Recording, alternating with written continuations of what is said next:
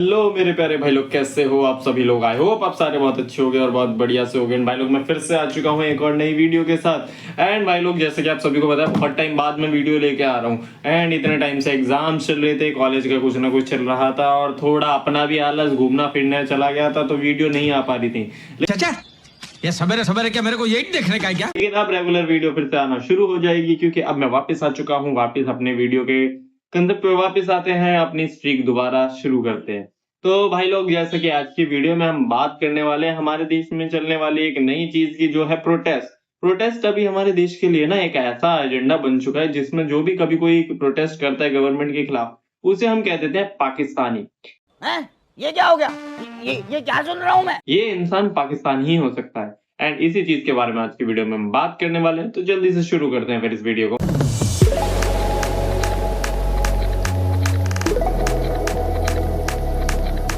तो भाई लोग जैसे कि आप सभी को लोगों को पता है कि इंडिया के अंदर प्रोटेस्ट, मतलब प्रोटेस्ट आप लोगों के लिए अब ऐसी चीज है कि अगर कोई इंसान प्रोटेस्ट करता है तो वो सबसे बड़ा इंटरनेशनल है। भाई वो कुत्ता है, कुत्ता।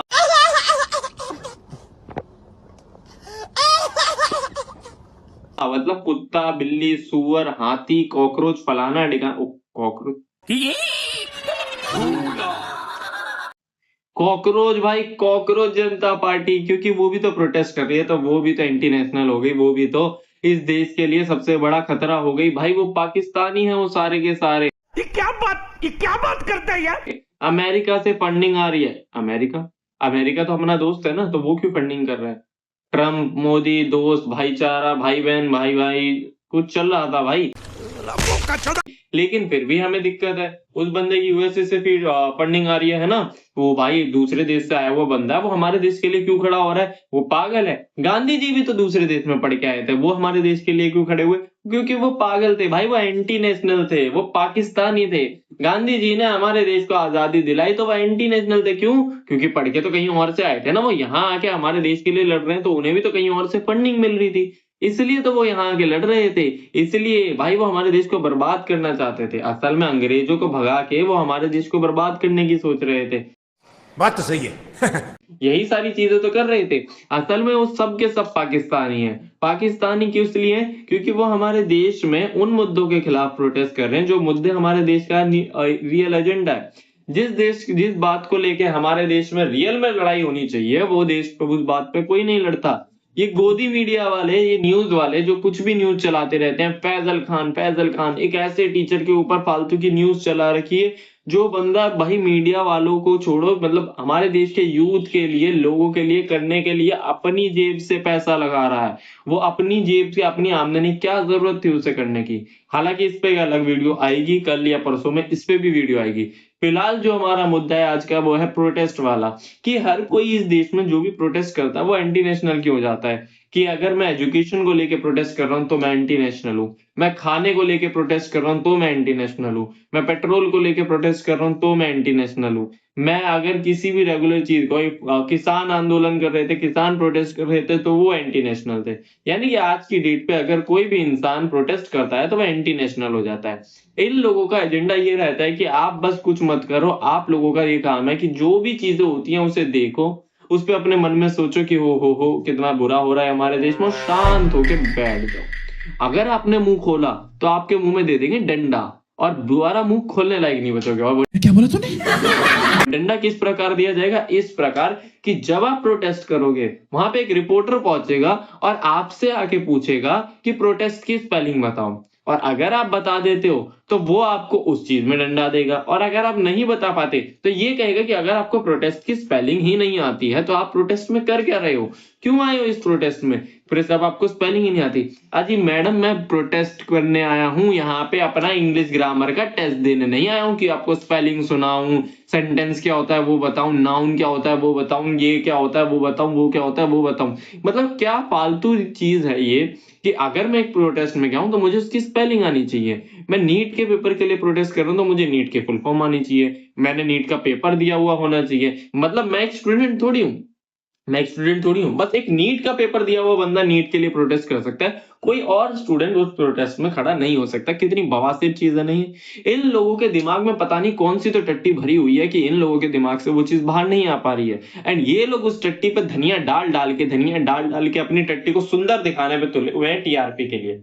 ये अरे देवा, ये गड़बड़ है बाबा। लोग हग देते हैं, उसके बाद कहते हैं वाह क्या सुंदर हगा है, लेकिन इसे और अच्छा कर सकते हैं कैसे? उस पर थोड़ा सा धनिया पुदीना पता नहीं क्या क्या छिड़क देंगे, वो कहेंगे वाह क्या सुंदर टट्टी, अब इससे आएगी टीआरपी। मतलब इन लोगों को अगर कुछ नहीं मिलता है तो किसी भी फालतू मुद्दे लोगों को ऐसे भटकाने पे तुले रहते हैं ये लोग, ये गोदी मीडिया लोगों को ऐसे भटकाने पे तुला रहता है। आज न्यूज क्या चल रही है? फैजल खान ने कर दिया, खान सर ने कर दिया, जब तक इतने टाइम से खान सर का कोई लेना देना नहीं था। खान सर क्यों बीच में घसीटे गए? उसका रीजन ये है कि प्रोटेस्ट के टाइम पे और कोई मुद्दा उठ ही नहीं रहा था, और उसके अलावा जो मुद्दे ये उठाते उससे गवर्नमेंट पे सवाल उठता। क्या मुद्दा उठ सकता था प्रोटेस्ट के अलावा? पेट्रोल के दाम हाई हो गए, नहीं उठा सकते थे। क्यों? क्योंकि अगर वो उठता तो सरकार पे सवाल उठता। भुखमरी से लोग मर रहे, नहीं उठा सकते। अनएम्प्लॉयमेंट है भाई, नहीं उठा सकते। इतनी सारी चीजों पे ये सवाल नहीं उठा सकते थे। क्यों नहीं उठा सकते थे? क्योंकि सवाल उठाते तो सादा सीधा सीधा सवाल उठता आपकी गवर्नमेंट पे उठता तो हमारे मोदी जी को डिस्टरबेंस हो जाती, और फिर इन गोदी मीडिया को पेमेंट मिलनी बंद हो जाती। तो हमारे यहाँ ऐसा ही होता है। इन लोगों ने सोचा किसी ऐसे को पकड़ेंगे जिसको पकड़ने से टीआरपी भी हाई जाए और अपना अच्छा बेनिफिट भी हो जाए। तो इन लोगों ने ऐसे टीचर को पकड़ा जो स्टूडेंट्स के लिए आवाज उठा रहे थे। खान सर ने स्टूडेंट्स के लिए इतना बोला, इतना बताया क्या कर सकते हैं क्या नहीं कर सकते, कि ऐसा टीचर जो यूपीएससी वगैरह की तैयारी कर रहा है उसे सारे राइट्स पता है, कहाँ से क्या हो सकता है, क्यों हो सकता है। इन्होंने उसको पकड़ा एंड उसके ऊपर ही लगा दिया मर्डर का केस, कि मर्डर कर दिया भाई इस बंदे ने। अचानक से इसे दोहरा आया, इसने एक बंदे को पकड़ा और उसका मर्डर कर दिया। अरे कहना क्या चाहते हो? कितना बड़ा चीज है ना, कि अच्छा इधर कुछ और चल रहा था, अचानक से एक बंदे ने दोहरा आते ही उसको मर्डर कर दिया। यहाँ पे इतना बड़ा प्रोटेस्ट, इतने बड़े लोग, इतने सारे लोग वहां पे आके खड़े हो रखे हैं अपने राइट्स के लिए, वो न्यूज में नहीं है। क्यों नहीं है? क्योंकि वो मुद्दा थोड़ी है, वो तो बस आतंकवादी ये लोग हैं, आतंकवादी हैं सारे सारे आतंकवादी लोग हैं, ऐसे ही खड़े रहते हैं। वहां पे एक टीचर जिसका कोई लेना देना नहीं, वो बस बच्चों के लिए आवाज उठा रहा था, उस टीचर को पकड़ के इन्होंने पूरी टीआरपी किंग बना ली अपने आप को। दुनिया भर के केस, दुनिया भर की चीजें, सबसे इंपॉर्टेंट चीज, जिस टीचर का आज तक किसी को नाम नहीं पता था, ना उसको कभी किसके नाम से जाना था, उसे बस हम खान सर के नाम से जानते थे, उसका अब ये खान सर तो बोलते ही नहीं, पूरा नाम बोलेंगे ऐसे जैसे पता नहीं कितने बड़े हो। इन मीडिया वालों की अपनी नॉलेज पूछ लूं ना, नील बटे सन्नाटा है, सब सिफारिश से लगे हुए होंगे, इनको आता जाता कुछ नहीं होगा, सिर्फ पेमेंट के लिए क्या करते हैं। आज मोदी जी ने ये करा, मोदी जी की हाइट इतनी बड़ी, मोदी जी के पैर इतने बड़े, मोदी जी का ये इतना बड़ा, मोदी जी का वो इतना बड़ा, मैंने देखा था मोदी जी का वो और इतना बड़ा।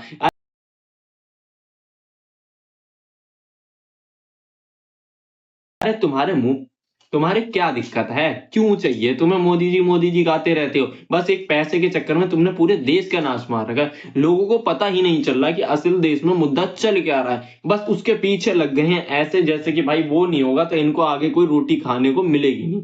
उससे पहले ना इन्हें रोटी मिल रही थी, ना उसके बाद इन्हें रोटी मिलेगी, अभी मिल रहा है जो मिल रहा है। इतना बावला हो चुका है, लोग इतने परेशान है, आधे लोगों को तो पता ही नहीं देश में। जो लोग इस पूरे न्यूज चैनल पे डिपेंड रहते हैं उन्हें पता ही नहीं देश में मुद्दा क्या चल रहा है, कहाँ बच्चे मर रहे हैं, कट रहे हैं, कुछ नहीं पता। और जो लोग ये चीज देख रहे हैं वो देख के बस प्रोटेस्ट में जाके खड़े हो सकते हैं, उन प्रोटेस्ट वालों को आतंकवादी कह देते हैं, फिर उनके घर वाले भी कह देते हैं पक्का मेरा बेटा तो आतंकवादी हो गया होगा इस प्रोटेस्ट में जा रहा। तो इतनी तो भसड़ चल रही है इस देश में, और फिर भी हम लोग क्या कर पाते? कुछ भी नहीं। क्यों? क्योंकि अगर हम कुछ करने जाएंगे तो ये लोग हम पे वाटर कैनन से हमला कर देंगे, आंसू गैस के वो छोड़ देंगे, फलाना कर देंगे, ढिकाना कर देंगे। भाई मैं कह रहा हूँ नेपाली बन जाओ।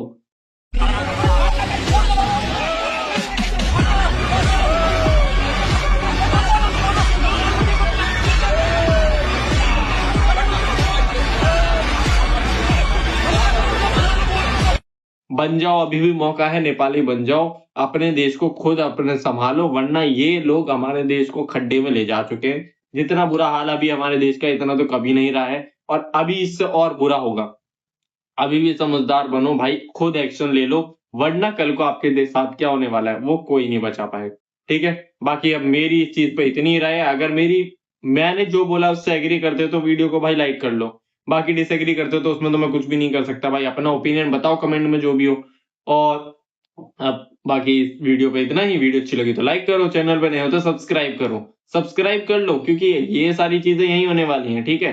तो बाकी मिलते हैं आपसे अगली वीडियो में, तब तक के लिए टाटा बाय बाय, सायोनारा।